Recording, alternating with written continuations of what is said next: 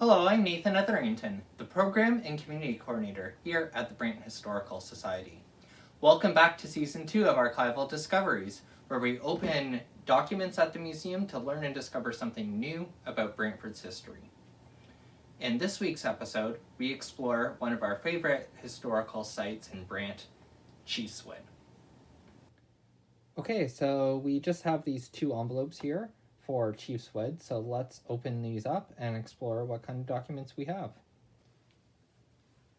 Okay, so let's have a look at some of the documents that we have here about Chiefswood. So one of the first documents here, I've kind of organized them by date, so we get a sequential sequence of what happens. This one's dated March 29th, 1954, and it comes, oddly enough, from the National Film Board, and they're writing to people on the reserve here, asking about the possibility of making a film on the life of Pauline Johnson. So that's an interesting kind of letter there. We don't know if anything actually came of that, though.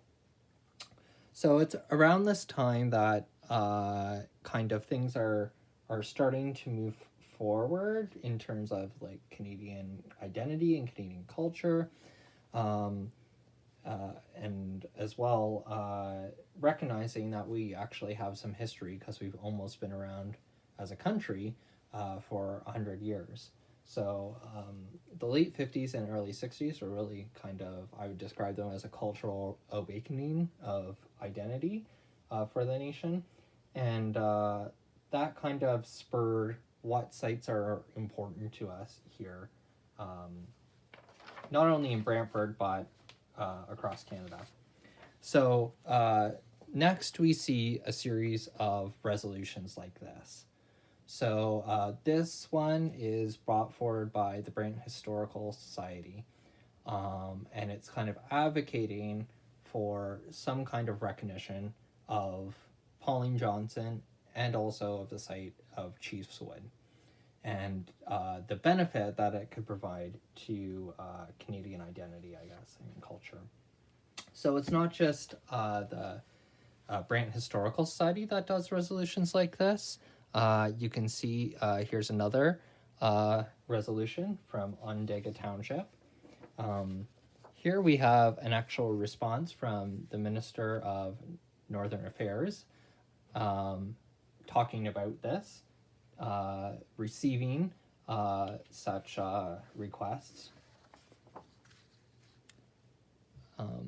Here's another one from the Canadian Library Association, kind of advocating for the same elements.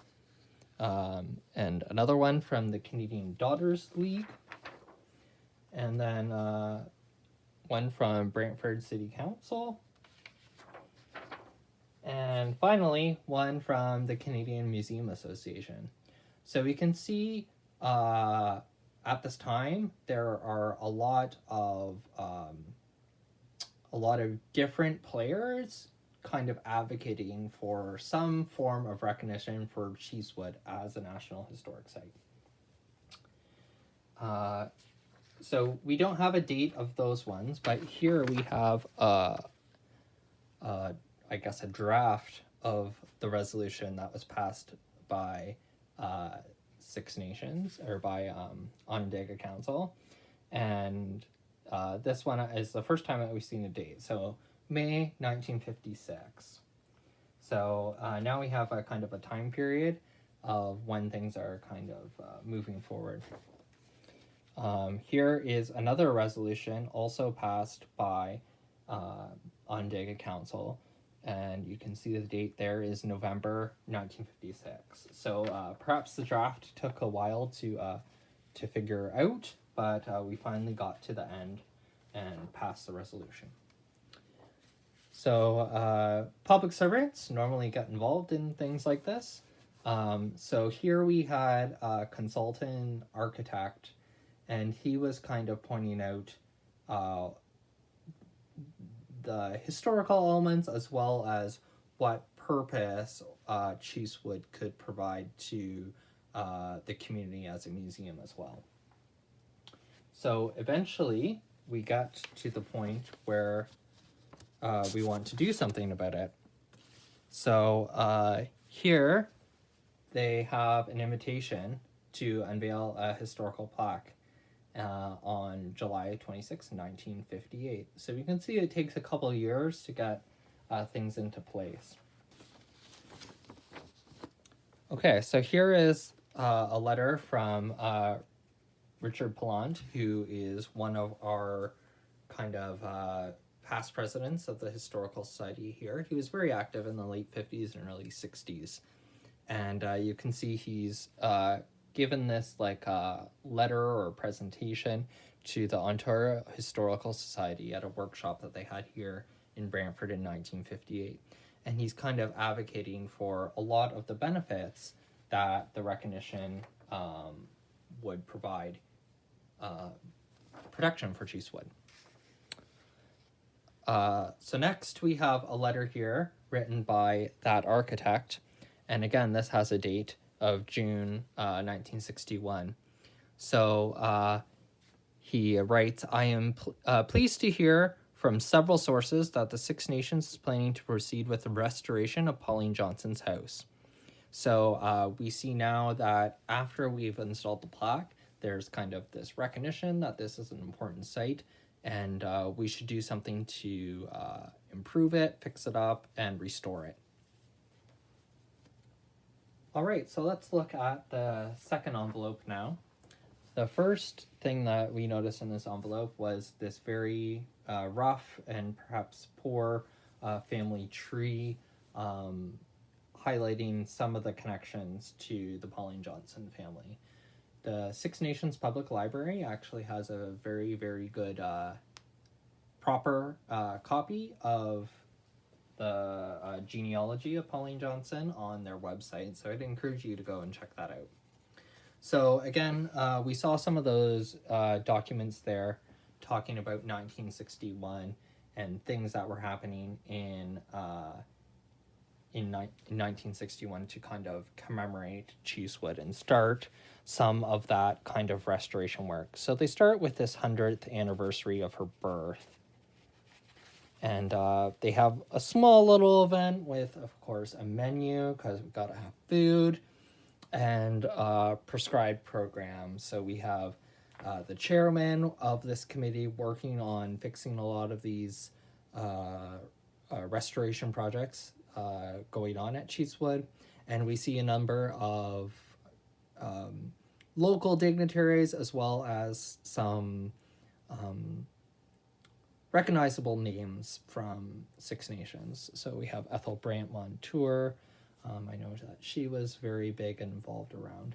And we see many, many hills as well, which is a very kind of traditional Indigenous name in the area.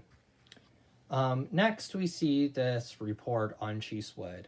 This is later that year in December, and we kind of see a lot more solidified information coming forward about Chiefswood and about everything that Pauline Johnson kind of did.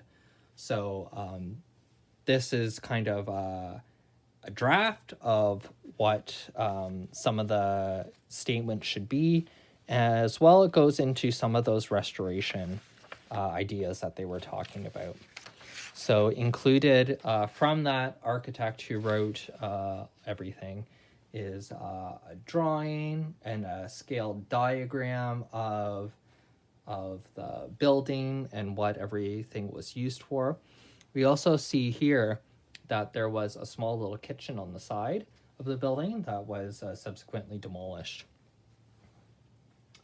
So now that we've done some restoration work here at Chiefswood and we've fixed it up, we now receive a letter here.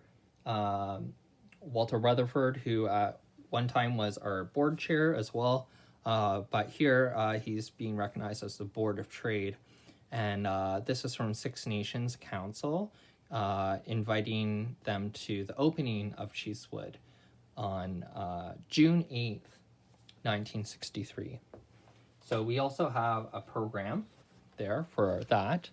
So this is after all the restoration work is done now, and the location is properly able to open up to the public. So Canadian Born, this is one of her poems that was very, very popular, and it seems to be printed on a lot of the materials. So here we see Reverend Canon Zimmerman, who was also at that time running, or would have been in the end days of running the residential school and the Mohawk Chapel. We also have like a hymn from a choir, and then the traditional speakers from MPs and MPPs as well. So we learned quite a bit about Chiefswood today. We saw some documents from 1956 in which a bunch of different community organizations and leaders were advocating for some kind of recognition of Chiefswood. In 1958, we see the unveiling of the historical plaque at the site. In 1961, we then see the conversations change to start talking about restoring Chiefswood. And then in 1963, we see the opening of Chiefswood as a National Historic Site and Museum. So join us next week on Archival Discoveries when we learn a little bit about the Rebecca Lodge.